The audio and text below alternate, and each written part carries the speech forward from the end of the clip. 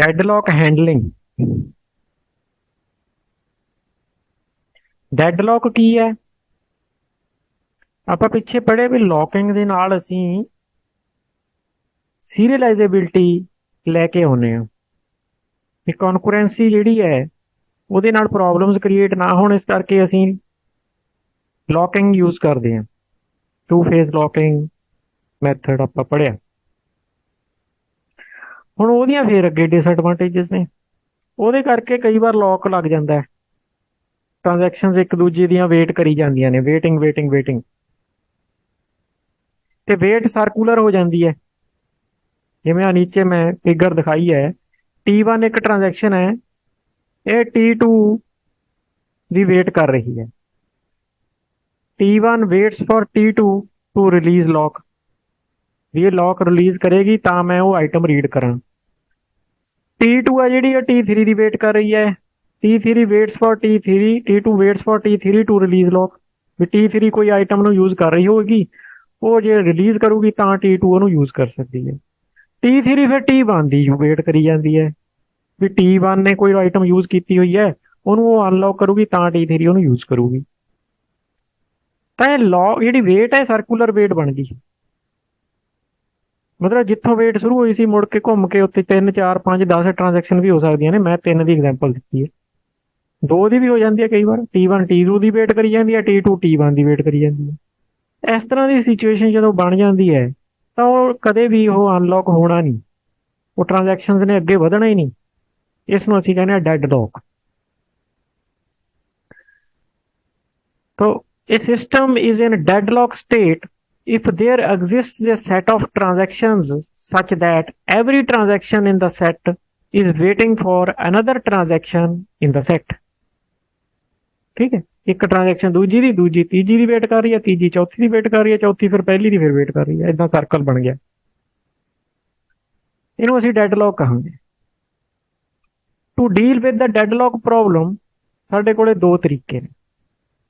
ਜਾਂ ਤਾਂ ਅਸੀਂ ਡੈਡਲੌਕ ਪ੍ਰੀਵੈਂਟ ਕਰ ਲਈਏ ਜਾਂ ਅਸੀਂ ਡੈਡਲੌਕ ਰਿਕਵਰ ਕਰ ਲਈਏ। ਪ੍ਰੀਵੈਂਟ ਦਾ ਮਤਲਬ ਹੈ ਡੈਡਲੌਕ ਆਉਣ ਹੀ ਨਹੀਂ ਦੇਣਾ, ਕੋਈ ਇੱਦਾਂ ਦਾ ਤਰੀਕਾ ਅਪਣਾਇਆ ਜਾਵੇ ਕਿ ਡੈਡਲੌਕ ਆਵੇ ਹੀ ਨਾ। ਦੂਜਾ ਤਰੀਕਾ ਕਿ ਡੈਡਲੌਕ ਜਦੋਂ ਆਊਗਾ ਆ ਜਾਣ ਦਿਓ, ਜਦੋਂ ਆ ਗਿਆ ਉਦੋਂ ਉਹਨੂੰ ਰਿਕਵਰ ਕਰ ਲਾਂਗੇ। ਤਾਂ 2 ਤਰ੍ਹਾਂ ਦੇ ਸਾਡੇ ਕੋਲ ਵੇਜ਼ ਨੇ। ਪਹਿਲਾ ਵੇ ਹੈ we can use deadlock prevention protocol. Prevention ਮਤਲਬ ਡੈਡਲੌਕ ਆਉਣ ਤੋਂ ਰੋਕਣਾ, to ensure that the system will never enter a deadlock state। दूजा है भी deadlock आ जान दो, allow the system to enter the deadlock state and then try to recover by using a deadlock detection। पहला तो डिटेक्ट करांगे, जे detect हो गया then deadlock recovery scheme use करांगे उस deadlock ਨੂੰ recover ਕਰਨ ਦੇ। ਆਪਾਂ ਇਹਨਾਂ ਦੋਨਾਂ ਦੀ ਥੋੜੀ ਡਿਟੇਲ ਡਿਸਕਸ ਕਰਦੇ ਹਾਂ। ਪਹਿਲਾਂ ਹੈ ਡੈਡਲੌਕ ਪ੍ਰੀਵੈਂਸ਼ਨ ਕਿ ਅਸੀਂ ਸੋਚਣਾ, ਅਸੀਂ ਕੋਸ਼ਿਸ਼ ਕਰਨੀ ਹੈ, DBMS ਨੇ ਕੋਸ਼ਿਸ਼ ਕਰਨੀ ਹੈ ਕਿ ਡੈਡਲੌਕ ਆਵੇ ਹੀ ਨਾ। The simplest scheme for deadlock prevention requires that each transaction locks all its data items before it begins execution। ਹਰੇਕ ਟ੍ਰਾਂਜੈਕਸ਼ਨ ਸ਼ੁਰੂ ਹੋਣ ਤੋਂ ਪਹਿਲਾਂ ਉਹਨੂੰ ਜਿੰਨੀਆਂ ਵੀ ਆਈਟਮਸ ਚਾਹੀਦੀਆਂ ਨੇ ਸਾਰੀਆਂ ਤੇ ਲੌਕ ਲਾ ਲਵੇ, ਪਹਿਲੇ ਲਾ ਲਵੇ, ਸ਼ੁਰੂ ਹੋਣ ਤੋਂ ਪਹਿਲੇ ਲਾ ਲਵੇ। ਇਹਦੇ ਨਾਲ ਕੀ ਹੋਏਗਾ ਵੀ ਟ੍ਰਾਂਜੈਕਸ਼ਨ ਨੇ ਸਾਰੇ ਲੌਕ ਲਾ ਲਏ, ਉਹ ਆਪਣਾ ਕੰਮ ਸ਼ੁਰੂ ਕਰ ਦੇਗੀ। ਦੂਜੀ ਨੂੰ ਕੋਈ ਲੌਕ ਨਹੀਂ ਮਿਲੇਗਾ ਜੇ ਉਹਦੇ ਵਾਲੇ ਕਿਸੇ ਆਈਟਮ ਦੀ ਉਹਨੂੰ ਲੋੜ ਹੋਏਗੀ, ਉਹ ਸ਼ੁਰੂ ਹੀ ਨਹੀਂ ਹੋਏਗੀ। ਇਹਦਾ ਇਹ ਫਾਇਦਾ ਹੋਏਗਾ। Moreover either all the locks in one step ਔਰ ਨਨ ਆਰ ਲੌਕਡ। ਜਾਂ ਤਾਂ ਉਹ ਸਾਰੇ ਲੌਕ ਲਾ ਲੇਗੀ ਜਾਂ ਕੋਈ ਲੌਕ ਨਹੀਂ ਲਾਏਗੀ। ਇਹਦੀਆਂ ਦੋ ਪ੍ਰੋਬਲਮਸ ਨੇ ਇਹਦੀਆਂ। There are 2 main disadvantages of this protocol, ਇਸ ਰੂਲ ਦੀਆਂ। ਪਹਿਲੀ problem, it is often hard to predict before transaction begins which data items need to be locked। ਹੁਣ ਕਈ ਵਾਰ ਇਦਾਂ ਹੁੰਦਾ ਕਿ ਟ੍ਰਾਂਜੈਕਸ਼ਨ ਤਾਂ ਸ਼ੁਰੂ ਕਰ ਲੈਂਦੇ ਆ, ਲੌਕ ਕਿਹੜੀਆਂ ਆਈਟਮ ਤੇ ਲਾਉਣਾ ਹੈ ਪਹਿਲਾਂ ਪਤਾ ਨਹੀਂ ਹੁੰਦਾ, ਪ੍ਰਿਡਿਕਟ ਨਹੀਂ ਕਰ ਸਕਦੇ। often hard to predict, ਵੀ ਪਹਿਲਾਂ ਪਤਾ ਨਹੀਂ ਹੁੰਦਾ ਕਿ ਕਿਹੜੀਆਂ ਆਈਟਮਸ ਦੀ ਲੋੜ ਪਏਗੀ। ਦੂਜੀ problem, data item utilization may be very low. ਕਿਉਂਕਿ ਇੱਕ ਟ੍ਰਾਂਜੈਕਸ਼ਨ 10 ਆਈਟਮਾਂ ਤੇ ਲੌਕ ਲਾ ਕੇ ਬੈਠ ਗਈ ਤਾਂ ਦੂਜੀਆਂ ਟ੍ਰਾਂਜੈਕਸ਼ਨ ਬਸ ਵੇਟ ਕਰ ਰਹੀਆਂ ਨੇ, ਉਹ ਅਨਲੌਕ ਕਰੇਗੀ ਤਾਂ ਉਹ ਚੱਲਣੀਆਂ ਸ਼ੁਰੂ ਹੋਣਗੀ। Since many of the data items may be locked but unused for a long time. ਹੁਣ ਐਡਵਾਂਸ 'ਚ ਅਸੀਂ ਲੌਕ ਲਾਤਾ 10 ਆਈਟਮਾਂ ਤੇ, ਯੂਜ਼ ਅਸੀਂ ਕਰਨੀਆਂ ਨੇ 2 3, 7 ਤੇ ਤਾਂ ਅਸੀਂ ਉਹੀ ਲੌਕ ਲਾ ਲਿਆ, ਪਰ ਅਸੀਂ ਤਾਂ ਵੈਸੇ ਹੀ ਉਹਨੂੰ ਯੂਜ਼ ਕਰਨ ਦੀ ਐਕਸਪੈਕਟੇਸ਼ਨ ਸੀ, ਯੂਜ਼ ਹੋਈਆਂ ਨਹੀਂ, ਤਾਂ ਇਹ ਪ੍ਰੋਬਲਮ ਜਿਹੜੀ ਹੈ ਯੂਟੀਲਾਈਜੇਸ਼ਨ ਦੀ ਹੋਈ ਵੀ ਯੂਜ਼ ਨਹੀਂ ਹੋ ਰਿਹਾ ਜਿੰਨੇ ਅਸੀਂ ਲਾ ਰਹੇ ਹਾਂ। ਤਾਂ ਥੋੜੀ ਜਿਹੀ ਮੋਡੀਫਾਈਡ ਅਪਰੋਚ ਹੈ। Modified approach is to impose an ordering of all the data items and to require that the transaction lock data items only in a sequence consistent with the ordering। ਬਈ ਅਸੀਂ data items ਦੀ ਇੱਕ ordering ਬਣਾ ਦਈਏ, order 'ਚ ਰੱਖ ਦਈਏ ਉਹਨਾਂ ਨੂੰ ਵੀ ਆਹ ਆਈਟਮ 1 ਨੰਬਰ ਆ, 2 ਨੰਬਰ ਆ, 3 ਨੰਬਰ ਆ, 4 ਨੰਬਰ, ਐਦਾਂ ਅਸੀਂ ਆਰਡਰ ਬਣਾ ਦਈਏ ਡਾਟਾ ਆਈਟਮਸ ਦਾ, ਤੇ ਜਦੋਂ ਲੌਕ ਲੱਗੇ ਤਾਂ ਉਸੇ ਆਰਡਰ ਦੇ ਵਿੱਚ ਲੌਕ ਲੱਗੇ। ਇਹ ਥੋੜੀ ਜਿਹੀ ਮੋਡੀਫਾਈਡ ਅਪਰੋਚ ਹੈ ਇਸ ਕੰਸੈਪਟ ਦੀ, ਲੌਕਿੰਗ ਵਾਲੀ। ਪਰ ਇਹਦੇ ਨਾਲ ਵੀ ਉਹ ਪ੍ਰੋਬਲਮ ਪੂਰੀ ਤਰ੍ਹਾਂ ਨਾਲ ਸੋਲਵ ਨਹੀਂ ਹੁੰਦੀ। तो साढ़े कोले दूजा जिहड़ा तरीका है डेडलॉक प्रिवेंशन का, वो ये है कि असी प्रीएम्प्ट कर लीए। प्रीएम्प्ट हुंदा धक्के नाल खोह लेना किसी तो रिसोर्सिस नूं, प्रीएम्प्ट कर लेना। The second approach for preventing deadlock is to use preemption and transaction rollbacks। वो किवें? In preemption, when a transaction T2 requests a lock that transaction T1 holds, the lock granted to T1 may be preempted by rolling back T1 and granting the lock to T2। ਇਹ ਅਕਸਰ ਅਸੀਂ ਰੋਜ਼ ਇੱਥੇ ਦੇਖਦੇ ਹਾਂ ਕਿ ਮੰਨ ਲਓ ਜਿਵੇਂ ਆਪਾਂ ਮੰਨ ਲਓ ਕੋਈ ਆਪਾਂ ਲਾਈਨ ਦੇ ਵਿੱਚ ਲੱਗੇ ਹੋਏ ਹਾਂ, ਕਿਤੇ ਆਪਣਾ ਪੈਸੇ ਪੂਸੇ ਜਮ੍ਹਾਂ ਕਰਾ ਰਹੇ ਹਾਂ, ਪਿੱਛੋਂ ਕੋਈ ਬੰਦਾ ਆਉਂਦਾ ਹੈ, ਉਹਦੇ ਕੋਲੇ ਜ਼ਿਆਦਾ ਪੈਸੇ ਹੁੰਦੇ ਆ, ਟੈਚੀ ਭਰਿਆ ਹੁੰਦਾ ਇੱਕ, ਉਹਦੇ ਮੰਨ ਲਓ ਕੋਈ ਬਾਕਸ ਜਾਂ ਬੈਗ ਆ ਉਹਦੇ ਵਿੱਚ ਪੈਸਿਆਂ ਦਾ ਭਰਿਆ ਹੋਇਆ, ਉਹਨੂੰ ਬੈਂਕ ਵਾਲੇ ਅੰਦਰ ਹੀ ਬੁਲਾ ਲੈਂਦੇ ਨੇ, ਬਾਕੀਆਂ ਨੂੰ ਖੜੇ ਰਹਿਣ ਦਿੰਦੇ ਨੇ ਵੀ ਇਹਨਾਂ ਨੇ ਤਾਂ ਹਜ਼ਾਰ ਜਮ੍ਹਾਂ ਕਰਾਉਣੇ ਨੇ। ਇਹ ਚੀਜ਼ ਪ੍ਰੀਐਂਪਸ਼ਨ ਹੈ ਵੀ ਧੱਕੇ ਨਾਲ ਕਿਸੇ ਹੋਰ ਦਾ ਟਾਈਮ ਕਿਸੇ ਹੋਰ ਨੂੰ ਦੇ ਦੇਣਾ। ਤਾਂ ਜਿਹੜੀ T2 ਰਿਕੁਐਸਟ ਕਰ ਰਹੀ ਸੀ ਲੌਕ, ਇਹ lock that transaction T1 holds the lock granted to T1 may be preempted. T1 ਦੇ ਜਿਹੜਾ ਲੌਕ ਲਾ ਰੱਖਿਆ ਸੀ ਉਹਦੇ ਤੋਂ ਧੱਕੇ ਨਾਲ ਖਿਲਾ ਲਿਆ ਅਤੇ ਉਹਨੂੰ ਰੋਲ ਬੈਕ ਕਰਤਾ ਤੇ T2 ਨੂੰ ਲੌਕ ਜਾਰੀ ਕਰਤਾ। T2 ਨੇ ਬਾਅਦ ਚ ਆ ਕੇ ਰਿਕੁਐਸਟ ਕਰੀ ਸੀ, ਪਰ T1 ਤੋਂ ਉਹ ਲੌਕ ਜ਼ਬਰਦਸਤੀ ਹਟਾ ਕੇ T2 ਨੂੰ ਦੇ ਦਿੱਤਾ ਗਿਆ। This is another approach. ਪਰ ਇਹਨਾਂ ਦੋਹਾਂ ਦੀ ਆਪਣੀ ਆਪਣੀ ਡਿਸਐਡਵਾਂਟੇਜ ਹੈ। ਇਹਦੇ ਨਾਲ ਫਿਰ ਕੀ ਹੈ, T1 ਹੈ ਜਿਹੜੀ ਉਹ ਐਗਜ਼ੀਕਿਊਟ ਨਹੀਂ ਹੋਏਗੀ। ਹੋ ਸਕਦਾ T1 ਅੱਗੇ ਹੋਰ ਆ ਜਾਵੇ, ਉਹ ਫਿਰ ਉਸੇ ਤਰ੍ਹਾਂ ਨਾਲ T1 ਤੋਂ ਲੌਕ ਲੈ ਲਵੇ, ਇੱਕ ਹੋਰ ਆ ਜਾਵੇ, T1 ਤਾਂ ਫਿਰ ਚੱਲੇਗੀ ਨਹੀਂ। ਸੋ ਹਰੇਕ ਅਪਰੋਚ ਦੇ ਕੁਝ ਫਾਇਦੇ ਹੁੰਦੇ ਨੇ, ਕੁਝ ਨੁਕਸਾਨ ਹੁੰਦੇ ਨੇ, ਇਹਦੀ ਇਹ ਪ੍ਰੋਬਲਮ। ਸੋ ਸਾਡੇ ਕੋਲ ਪ੍ਰੀਵੈਂਟ ਕਰਨ ਦੇ ਬਸ ਇਹ ਦੋ ਤਰੀਕੇ ਨੇ ਬੇਸਿਕਲੀ, ਜਾਂ ਤਾਂ ਅਸੀਂ ਲੌਕਿੰਗ ਯੂਜ਼ ਕਰ ਲਈਏ ਜਾਂ ਅਸੀਂ ਪ੍ਰੀਐਂਪਸ਼ਨ ਯੂਜ਼ ਕਰ ਲਈਏ। ਇਹਦੇ ਨਾਲ ਡੈਡਲੌਕ ਆਏਗਾ ਹੀ ਨਹੀਂ। ਹੁਣ ਇਹ ਆ ਵੀ ਇਹਨਾਂ ਦੇ ਕਿਉਂਕਿ ਡਿਸਐਡਵਾਂਟੇਜਸ ਨੇ, ਤਾਂ ਇਸ ਕਰਕੇ ਦੂਜਾ ਹੈਗਾ ਅਪਰੋਚ ਹੈ ਸਾਡੇ ਕੋਲੇ ਕਿ ਅਸੀਂ ਡੈਡਲੌਕ ਡਿਟੈਕਟ ਐਂਡ ਰਿਕਵਰ ਕਰ ਲਈਏ। ਆ ਜਾਣ ਦਿਓ, ਜਦੋਂ ਆਉਂਦਾ ਆਏਗਾ ਅਸੀਂ ਉਹਨੂੰ ਡਿਟੈਕਟ ਕਰ ਲਾਂਗੇ ਤੇ ਰਿਕਵਰ ਕਰ ਲਾਂਗੇ। ਉਹ ਹੈ deadlock detection. Deadlocks can be described precisely in terms of directed graph called a wait for graph। ਜਿਵੇਂ ਮੈਂ ਇੱਥੇ ਪਿਕਚਰ ਆ ਮੈਂ ਨੀਚੇ ਬਣਾਈ ਹੋਈ ਹੈ, ਇਹ wait for graph the figure ਮੈਂ ਦਿੱਤੀ ਹੈ। This graph consists of a pair G, VE, V for vertices, E for edges।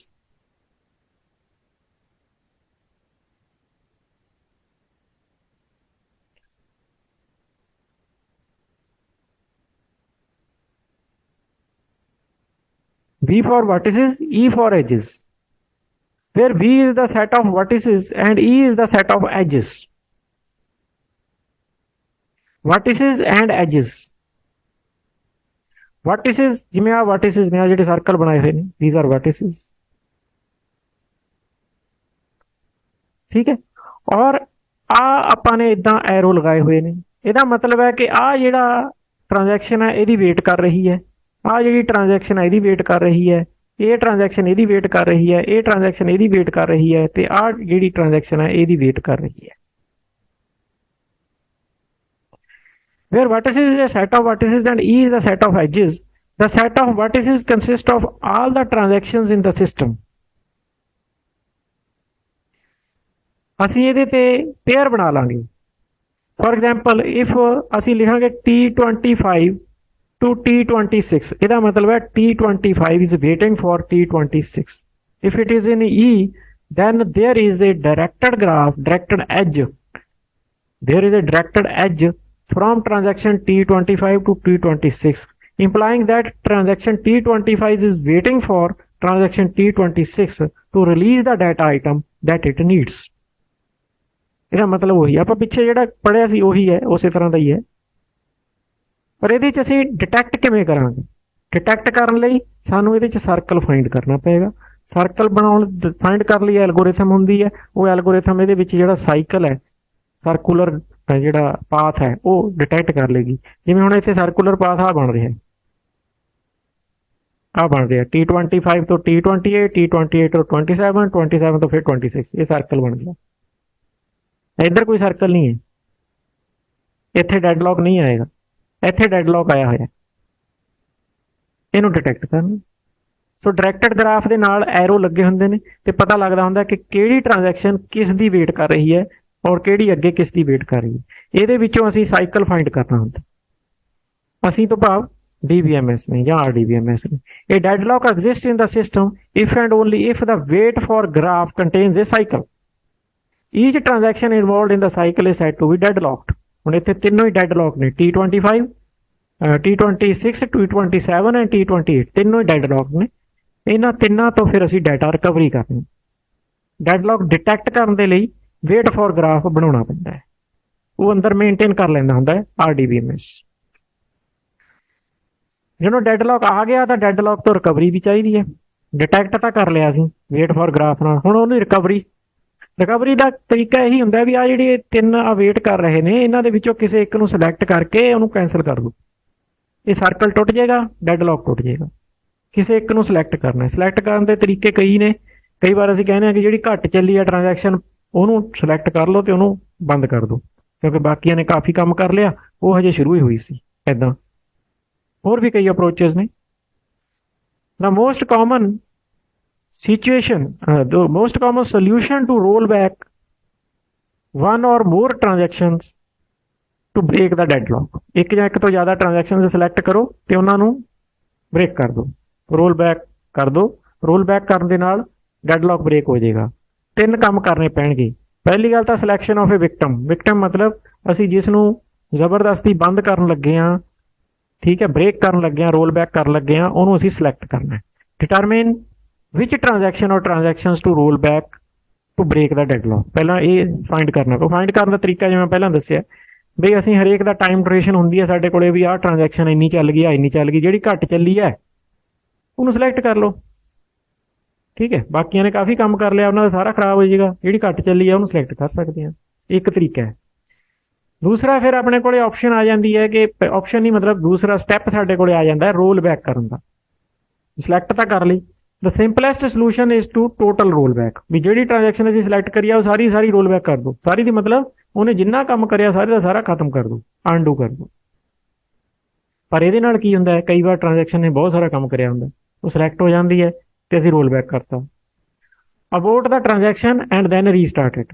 ਉਹਨੂੰ ਬੰਦ ਕਰਕੇ ਦੁਬਾਰਾ ਸ਼ੁਰੂ ਕਰ ਦਿਓ। ਪਰ ਇਹਦੇ ਨਾਲ ਕੀ ਹੈ, ਇਹਦੇ ਨਾਲ ਉਹਦਾ ਕੰਮ ਵੇਸਟ ਹੋ ਜਾਏਗਾ। ਤਾਂ ਅਲਟਰਨੇਟਿਵ ਕੀ ਹੈ ਕਿ ਉਹਨਾਂ ਕੁ ਰੋਲ ਬੈਕ ਕਰ ਦਿਓ ਜਿੰਨੇ ਨਾਲ ਡੈਡਲੌਕ ਟੁੱਟ ਜਾਵੇ। ਵੀ ਉਹ ਜਿੱਥੇ ਉਹ ਵੇਟ ਕਰ ਰਿਹਾ ਸੀ ਨਾ, ਜਿੱਥੇ ਉਹਨੇ ਲੌਕ ਲਾਇਆ ਸੀ, ਜਿਹੜੀ ਚੀਜ਼ ਦੀ ਵੇਟ ਹੋ ਰਹੀ ਹੈ, ਲੌਕ ਲੱਗਿਆ, ਉਹ ਲੌਕ ਦੋ ਥੋੜਾ ਜਿਹਾ ਇੱਕ ਸਟੈਪ ਪਿੱਛੇ ਜਾ ਕੇ ਤੱਕ ਰੋਲ ਬੈਕ ਕਰ ਦਿਓ, ਉਹਨਾਂ ਕੰਡੂ ਕਰ ਦਿਓ। However, it is more effective to roll back the transaction only as far as necessary to break the deadlock। ਉਹਨਾਂ ਕੀ ਰੋਲ ਬੈਕ ਕਰਨਾ ਜਿੰਨਾ ਕੁ ਡੈਡਲੌਕ ਬ੍ਰੇਕ ਹੋ ਜਾਵੇ। ਤੇ ਤੀਸਰਾ ਸਾਡੇ ਕੋਲੇ ਹੈ ਸਟਾਰਵੇਸ਼ਨ ਦੀ ਪ੍ਰੋਬਲਮ ਆਉਂਦੀ ਹੈ। ਸਟਾਰਵੇਸ਼ਨ ਦੀ ਪ੍ਰੋਬਲਮ ਮੈਂ ਜਿਵੇਂ ਪਹਿਲਾਂ ਦੱਸਿਆ ਵੀ ਆਪਾਂ ਅਗਰ ਇੱਕੋ ਹੀ ਤਰੀਕਾ ਯੂਜ਼ ਕਰਦੇ ਹਾਂ ਵੀ ਜਿਹੜੀ ਸਭ ਤੋਂ ਘੱਟ ਚੱਲੀ ਆ ਉਹਨੂੰ ਸਿਲੈਕਟ ਕਰ ਲਓ। ਹੁਣ ਮੰਨ ਲਓ ਵੀ 3 ਟ੍ਰਾਂਜੈਕਸ਼ਨ ਚੱਲ ਰਹੀਆਂ ਸੀ, 2 ਵੱਧ ਚੱਲ ਚੁੱਕੀਆਂ ਨੇ, 1 ਘੱਟ ਚੱਲੀ ਆ, ਉਹਨੂੰ ਸਿਲੈਕਟ ਕਰ ਲਿਆ ਸੀ, ਉਹਨੂੰ ਅਸੀਂ ਕੈਂਸਲ ਕਰਤਾ, ਰੋਲ ਬੈਕ ਕਰਤਾ ਤੇ ਦੁਬਾਰਾ ਸਟਾਰਟ ਕਰਤਾ। ਹੁਣ ਦੁਬਾਰਾ ਜਦੋਂ ਉਹ ਚੱਲੇਗੀ ਫਿਰ ਡੈਡਲੌਕ ਲੱਗ ਗਿਆ ਮੰਨ ਲਓ, ਤਾਂ ਫਿਰ ਉਹੀ ਸਿਲੈਕਟ ਹੋ ਜਾਣੀ ਹੈ ਕਿਉਂਕਿ ਘੱਟ ਤਾਂ ਉਹੀ ਚੱਲੀ ਹੋਊ ਜਿਹੜੀ ਆਪਾਂ ਨੇ ਬਾਅਦ 'ਚ ਚਲਾਈ। ਫਿਰ ਉਸੇ ਤਰ੍ਹਾਂ ਹੀ ਹੋਊਗਾ। ਤਾਂ ਉਹ ਕੀ ਹੈ, ਇੱਕੋ ਹੀ ਟ੍ਰਾਂਜੈਕਸ਼ਨ ਨੂੰ ਬਾਰ-ਬਾਰ ਰੋਲ ਬੈਕ ਕੀਤਾ ਜਾਊਗਾ, ਉਸੇ ਨੂੰ ਝੱਲਣਾ ਪਏਗਾ ਸਾਰਾ ਕੁਝ। ਇਸ ਚੀਜ਼ ਨੂੰ ਕਹਿੰਦੇ ਆ ਸਟਾਰਵੇਸ਼ਨ। It may happen that the same transaction is always picked as a victim. As a result, this transaction never completes its designated task. Thus, there is a starvation.